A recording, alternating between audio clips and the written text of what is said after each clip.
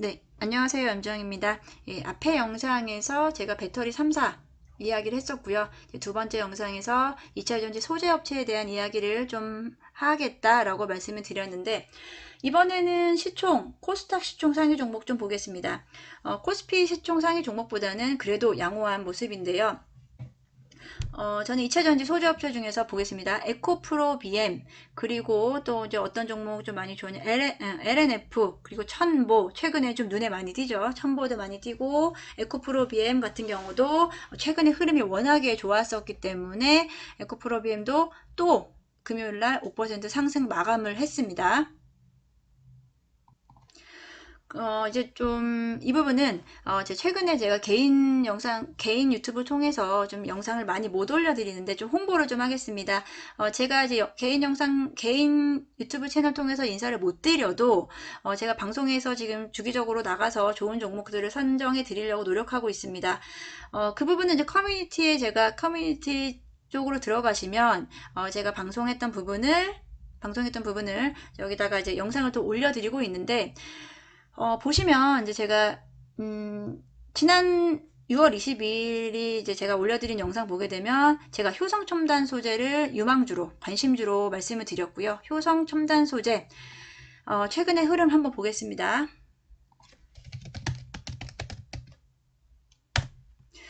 효성 첨단 소재 계속해서 우상향하고 있고요. 제가 6월 22일 날 영상 올려드렸었어요. 6월 22일 날 방송분이었고요. 그때 효성첨단 소재 흐름이 괜찮다. 앞으로 실적면에서 워낙에 견조하기 때문에, 그리고 6월 22일 날 제가 말씀드렸었을 때 그 시점에도 외국인들, 기관 투자자들의 유입세가 계속해서 이어지고 있기 때문에 지금 단기적으로 좀 올랐지만 괜찮다, 앞으로도 좋을 것 같다라고 말씀을 드렸고요. 그 후로도 외국인 기관의 매수세 계속해서 이어지면서 호성첨단 소재 우상향 계속 그리면서 지금 신고가 51만 4천원까지 50만원 뚫었습니다. 주가 상승하고 있는데, 그리고 또 하나 보겠습니다. 그리고 이거는 좀 지난 거죠. 6월 15일 날 방송분에서 제가 2차전지 종목들 중에서 LNF와 에코프로비엠을 강력히 좀 말씀을 드렸는데, 에코프로비엠 같은 경우 6월 15일자 이후로 6월 15일자가 이때쯤이었어요. 그때 이제 상승 분위기가 이어졌고 또 마찬가지입니다. 제가 보는 건 최근에 수급인데요. 수급 면에서 6월 15일 그때만 해도 외국인과 기관이 매수세가 이어졌기 때문에 에코프로비엠 괜찮다. 지금 종목 이 정도 가격 수준이면은 살만하다라고 말씀을 드렸고, 에코프로비엠 추천은 좀 드렸고요. 그때 이후로 계속해서 특히 외국인들이 지금 모아가는 장세이기 때문에 에코프로비엠도 당분간도 조금 더 지켜봐도 좋을 것 같다라고 생각이 듭니다. 제가 지금 제가 방송한 거를 자랑하기 위해서 말씀을 드렸다기보다는요. 그렇다기보다 제가 영상 통해서 인사를 좀 못 드리고 있기 때문에 제가 방송한 부분을 바로바로 이제 업로드 시켜 드립니다. 그 부분도 좀 염두해서 좀 보시면 좋을 것 같다라는 마음에 제가 이제 커뮤니티 통해서 방송 영상 올려드릴게요. 그 부분 꼭 관심 있게 보시고, 지금 제가 했던 종목들 다 효성 첨단 소재, 에코프로비엠, 이 나머지 종목들은 이제 그 관련주고요. 여기에 마지막 종목이 제가 이제 추천주예요. 이 추천주들 최근에 흐름이 좀 좋았기 때문에 꼭 참고하셔라 라고 좀 말씀을 드리고 싶고, 다시 2차전지 소재 쪽으로 가보겠습니다. 2차전지 소재 쪽에서 이제 에코프로비엠, LNF 이제 말씀을 좀 드렸어요. 이제 방송 통해서도 그렇고, 지금 최근에 수급이 워낙에 몰리기 때문에 괜찮지만 지금 조금은 좀 부담스러운 수준이에요. 주가 면에서는 지금 최근에 너무 많이 몰렸었기 때문에 LNF는 괜찮아요. LNF는 앞으로 이제 유상증자에 대한 이야기도 있지만 에코프로비엠, LNF 모두 지금 유상증자를 단행할 건데, 이 유상증자는 긍정적이에요. 괜찮아요. 왜냐면 앞으로 증설 투자에 대한 부분, 그리고 운영자금, 이 부분이 명백하거든요. 앞으로 2차전지 소재에 대한 캐파 증설을 위해서 유상증자를 할 거기 때문에 이 부분은 단기적으로 악재 아닙니다. 호재라고 생각을 하고요. LNF, 에코프로비엠 역시 유상증자에 대한 발표 나고 나서도 주가는 계속해서 우상향 그리고 있다. 에코프로비엠 최선호 주자 하지만 지금 조금은 부담스러운 주가 수준이기 때문에 첨보 역시도 최근에 이제 주목을 많이 받고 있죠. 똑같아요. 첨보도 흐름이 똑같아요. 외국인 기관의 매수세가 최근에 갑자기 이어지면서 첨보가 급등을 한 모습을 보이고 있어요. 그렇기 때문에 우리는 아무리 뭐 좋은 종목이라도 수급이 몰려야 되는 거고, 수급이 몰려야 주가 레벨업 할 수 있는 거고, 거기에 특히 외국인의 그리고 기관, 특히 이제 외국인의 수급이 몰리는 종목들을 우리가 좀 보면 좋을 것 같다라고 생각이 듭니다. 그런 차원에서 저는 최근에 보고 있는 게 포스코 케미칼입니다. 포스코 케미칼 같은 경우는 2차 전지 소재주, 양극재와 음극재를 모두 다 생산하는 기업인데요. 포스코 케미칼이 워낙에 지금 주가 흐름 답답하게 이어져 갔고요. 14만 원대에서 흐름이 깨지질 못하고 있었어요.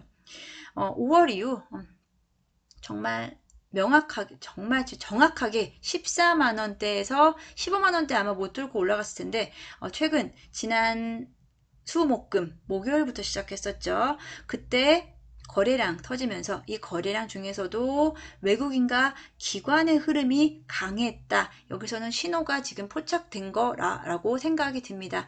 이제 시작이 될 수 있고 2차 전지 소재 중에서 지금 에코프로미이라든지 뭐 첨보, LNF에서 갔던 외국인 자금이 포스코 케미칼에도 이제 관심을 갖는 타이밍이 된 것 같다라고 생각이 듭니다. 그래서 포스코 케미칼을 조금 관심 있게 보시면 좋을 것 같다라고 생각이 들고요.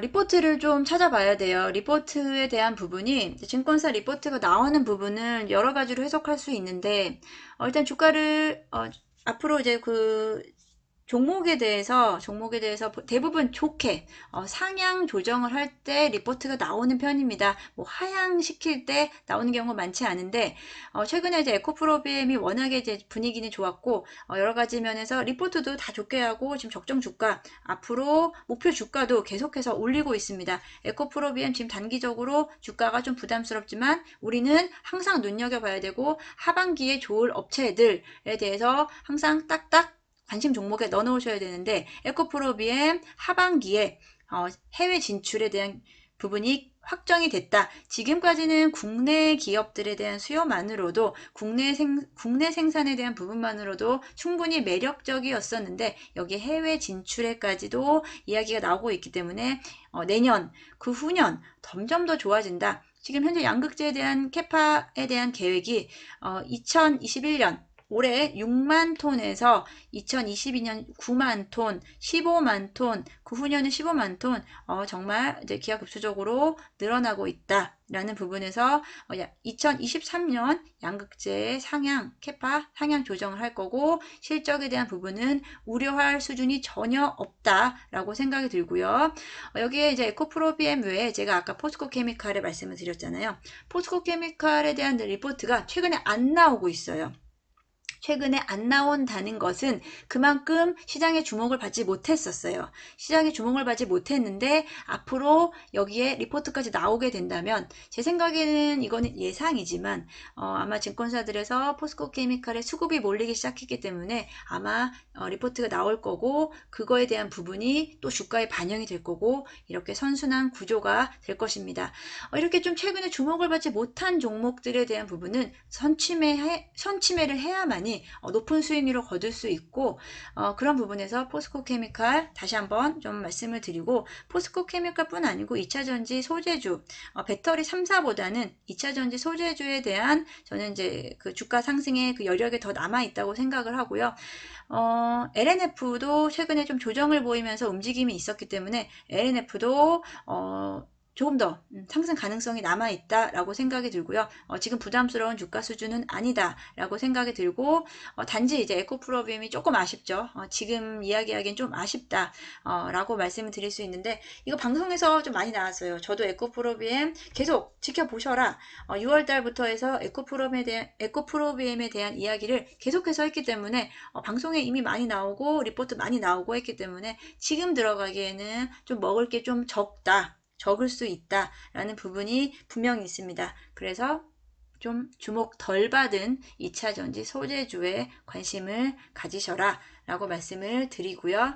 2차전지 그래도 하반기에 우리가 볼 섹터 중에서는 가장 그래도 현명한 선택이 될 것 같다라고 생각이 들고 이제 반도체 섹터 쪽은 저는 지금으로서는 보고 있지 않습니다. 지금으로서는 반도체 쪽은 지금 좀 들어가기에는 조금 부담이스럽고 반도체 쪽보다는 2차전지 아무래도 전기차 쪽이 아직은 더 지켜보실 부분이고요. 그리고 추가적으로 말씀드리면 이제 IT 쪽에서 이제 카카오, 네이버 이쪽에서는 지금은 적극적으로 보셔야 될 시기가 아직은 아니다 라고 생각이 들고 그 시기가 오게 되면 분명히 또 카카오에 대한 이야기, 카카오는 카카오뱅크 그리고 카카오페이에 대한 상장에 대한 게 이미 어느 정도 다 반영이 돼 있다.